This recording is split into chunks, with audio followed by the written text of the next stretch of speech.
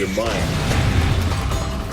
The Ace Combat series has been mixing dogfights and drama with just enough realism to very loosely qualify it as some type of flight sim. While the franchise has existed since the early 90s, the series has flown too low to register on most players' radars. Ace Combat Assault Horizon may just change that. With obvious investment in visual prowess, expanded gameplay variety, and a story set in the recognizable real world, the latest Ace Combat is aiming noticeably higher than it has in the past. Is it able to keep a lock on success?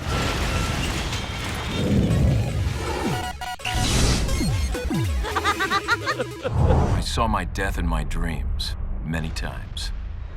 A nightmare that I'll never forget. In attaching Jim DeFelice, the best-selling author of military thrillers, and shifting away from the series' goofy sci-fi world, Assault Horizon manages to tell a vaguely believable story that creates personal drama using defined, if not very nuanced, personalities. Main character Lieutenant Colonel William Bishop is duty-driven and cares about his men. The antagonistic Andrei Markov stages a threatening, if unoriginal, military coup in Russia to menace the world with a new type of superweapon. The supporting cast boasts textbook diversity and friendly camaraderie, helping to keep things from getting too dry. The earnest effort put into the dramatic staging is in no way exceptional, but provides enough context to pay off. I've never seen an explosion like that. The helo just flipped over.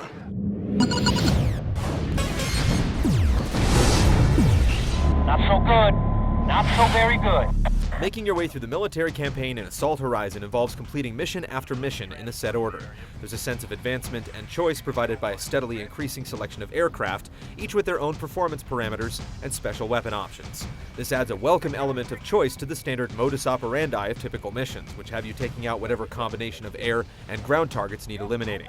While this default mode of jet combat makes up the largest portion of the game, you'll sometimes be called upon to pilot an attack helicopter in sequences that are more about carefully navigating space than fast-moving acrobatics. Further variety is achieved through missions that place you in a helicopter gunner seat, where simple aim and shoot controls, incredible body counts, precision shooting, and a healthy sense of overkill will give you light gun game flashbacks. With someone else taking care of the driving, it's a nice break from the hectic action. The gunship missions played through a night vision lens aren't as involving and can require some trial and error, but they fulfill their function by adding just a bit more variety. Trucks are toast. Assault Horizon also includes several multiplayer modes that use the same systems employed in the solo game to provide exciting dogfights and the opportunity for some coordinated team play.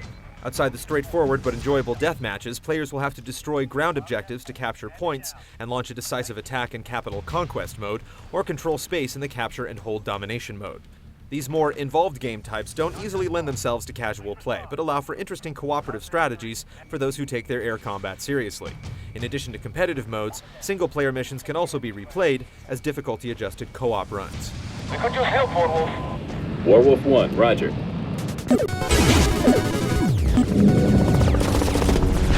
Bandits coming north at very low altitude. Heading is 025. Ace Combat is still primarily about downing planes and eliminating ground targets while hurtling through the air in state-of-the-art aircraft, and Assault Horizon further emphasizes over-the-top action that's unrestrained by too much realism. Planes carry dozens of missiles, sometimes launching several at a time, and they can sustain numerous direct hits.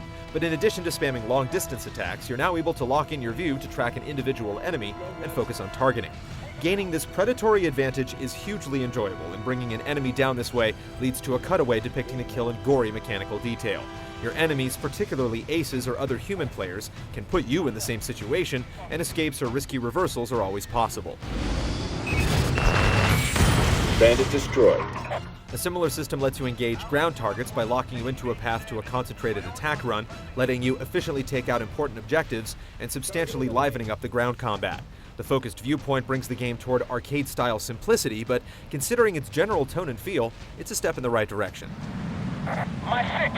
Outside the close-range assaults, the default control option makes you a bit less likely to lose your orientation and slam into the ground, with the second option allowing for slightly more realistic controls within the boundaries of the game.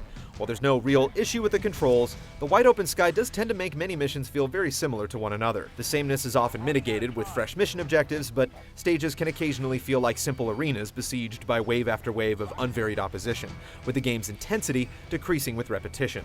Helicopter controls are a bit complex no matter what the configuration, and although the way your guns lock onto targets seemingly out of necessity can make targeting feel a bit too automatic, they're still fun to fly, even if it's clear they play second fiddle to the jets. Surprisingly, for a game that puts such a premium on action, more mundane activities do pop up from time to time. You'll take off and land once or twice, although there's usually a dramatic complication of some sort to make it interesting. You're also curiously able to direct your first-person view as you embody Bishop in certain scenes, although it's only your eyes that are free to wander in what are essentially on-rail story segments. It's a way for the game to show off its tech and its characters, but while it adds a bit of immersion, it's also a little bit boring.